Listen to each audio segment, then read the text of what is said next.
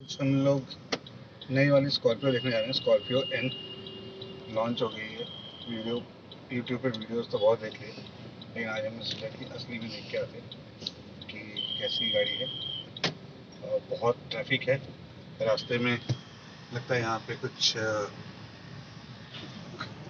साईं बाबा का कुछ प्रोसेशन है, जिसकी वजह से यहाँ पे ट्रैफिक ज़्यादा लगा हुआ है। अभी तो आगे ठीक दिख रहा है। शोरूम पहुँचे हैं, शोरूम पहुँच के फिर आपको दिखाते हैं गाड़ी कैसी है।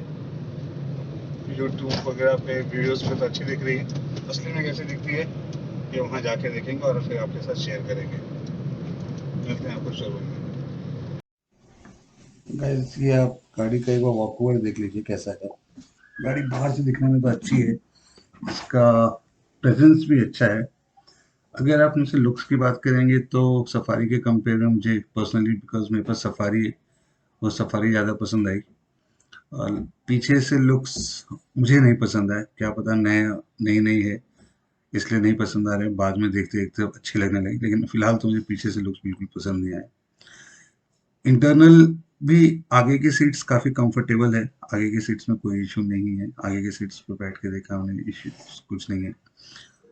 एमआईडी तो मैं ऑन नहीं कर पाया क्योंकि गाड़ी किस ऑन नहीं हो रही थी गाड़ी, ये डिस्प्ले की गाड़ी थी, इसलिए मैं एमआईडी नहीं बता पाऊंगा। बाकी फीचर वाइज एक्सयूवी 700 के कंपेयर में कम है। स्क्रीन भी 8 इंचेस का ही है, लेकिन फिर भी सफिशिएंट है। स्क्रीन जितना फीचर्स चाहिए फीचर्स काफ़ी है।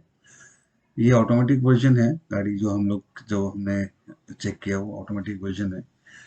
और गाड़ी में एक कमी लगी कि इसमें स्पेस, जो स्टोरेज स्पेस है वो कम है। बाकी आगे का फिट एंड फिनिश बहुत ही बढ़िया है।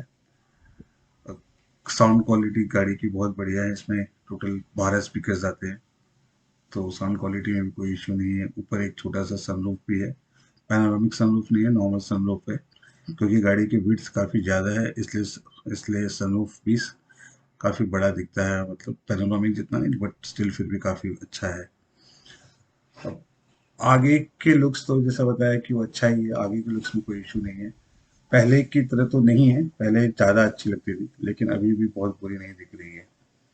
मिडल सीट पे आपको लेके चलते हैं। मिडल सीट का कंफर्ट भी मेरे को तो अच्छा लगा। मेरे को बैठने में किसी भी तरीके की कोई परेशानी नहीं हुई। और मेरी हाइट तो वैसे बहुत ज़्यादा नहीं, 5.5 है, लेकिन अगर बड़े हाइट का भी बंदा बैठेगा तो उसको परेशानी नहीं होगी।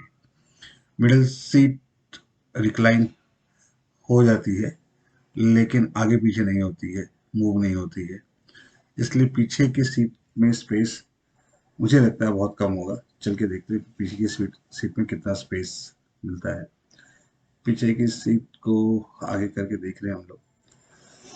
मैं जब पीछे की सीट पे जाके बैठा तो मुझे तो स्पेस बहुत ही कम मिला। मेरी हाइट जस्ट 5.5 है, तो भी मैं ठीक से बैठ नहीं पाया। मेरे दोनों घुटनों पे ना, सीट को जब मैं मिडल वाली सीट को मैं ऊपर कर रहा तो मैं सीट को ऊपर नहीं कर पा रहा था। तो आप सोच सकते हैं सीट की स्पेस बहुत कम है। और सीट जो पीछे वाली सीट है, सबसे लास्ट रो, उसकी हाइट भी बहुत कम है, तो बैठने में बहुत परेशानी हुई थी। घुटने लगता है कि छत की तरफ एकदम चले गए हैं, तो बैठने में परेशानी थी। तो थर्ड रो के लिए तो गाड़ी नहीं है, स्ट्रिक्ट नो नो। और बाकी सब गाड़ी में बहुत अच्छा लगा, कोई परेशानी नहीं है। आप भी गाड़ी जाके चेक कर सकते हैं, देख सकते हैं आपको कैसी लगती है गाड़ी। मेरे हिसाब से तो गाड़ी पसंद आई मेरे को।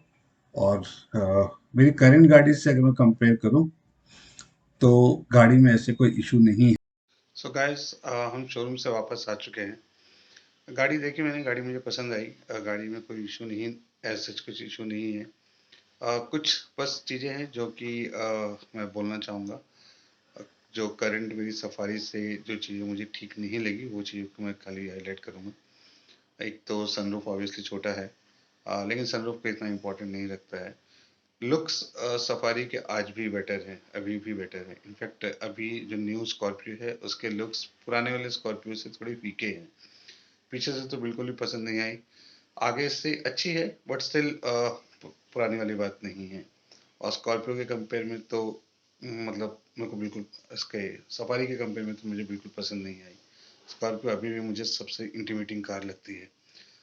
और सेकंड, जो इंटरनल स्टोरेजेस है वो बहुत कम है। इंटरनल स्टोरेज के लिए मतलब इतना इशू है, आगे का ग्लव बॉक्स छोटा है, जो दो पीछे की जो मिडिल सीट्स के रो में के जो डोर्स में जो इन्होंने जो स्टोरेज दिया है वो बहुत ज़्यादा यूज़ का नहीं है, क्योंकि उसमें से बॉटल्स निकालने के लिए आपको गाड़ी का दरवाज़ा खोलना पड़ेगा। तो इंटरनल स्टोरेज स्पेस का इशू है। Third, back seat. अब 7 सीटर रो, मतलब 7 सीटर जो हम कार लेते हैं तो 7 सीटर कार इसलिए लेते हैं कि थर्ड रो यूज़ कर सके। इसमें थर्ड रो इतना नीचा है कि आप बैठ नहीं सकते। मेरी हाइट केवल 5.5 है, मैं फिर भी बैठने के बाद पीछे वाले मिडल जो सीट को, जिसको जो टम्बल अप हो जाती है, उसको जब मैं वापस ऊपर कर रहा था तो ऊपर नहीं कर पा रहा था, मेरे घुटनों में लग रहा था। तो आप सोच सकते हैं कि जब मेरे जैसा आदमी, जो कि एकदम नॉर्मल हाइट 5.5 की हाइट है जिसकी, अगर वो बैठ नहीं पा रहा है पीछे वाली सीट पे, तो पीछे वाली सीट कैसे यूजेबल है। तो ये दो तीन चीज़ें हैं, लुक्स है और मिडल सीट है, इंटरनल स्टोरेज है। अगर आप ये देखेंगे तो मैं स्टिल सोचता हूँ सफारी लेना बेटर है। हाँ, अगर कोई 4x4 दिख रहा है then definitely Scorpio, because Safari में 4x4 आता ही नहीं, पहली बात तो अगर 4x4 जिसको नहीं चाहिए, ठीक है, उसके लिए अभी भी मैं कहता हूँ सफारी और स्कॉर्पियो में सफारी बेटर है। आपको कैसा लगता है आप बताइएगा कि आपको कैसा लगा।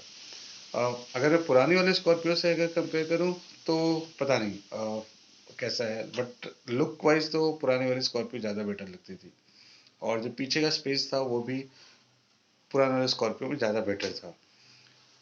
तो क्या इसका रिस्पॉन्स कैसा रहता है हम अभी कह नहीं सकते, क्योंकि बोलेरो भी, जब नई वाली बोलेरो आई थी तो लगा था कि नई वाली बोलेरो बहुत अच्छी रहेगी, लेकिन लोगों को नई वाली बोलेरो पुराने वाले बोलेरो की कंपेयर में उतनी पसंद नहीं आई।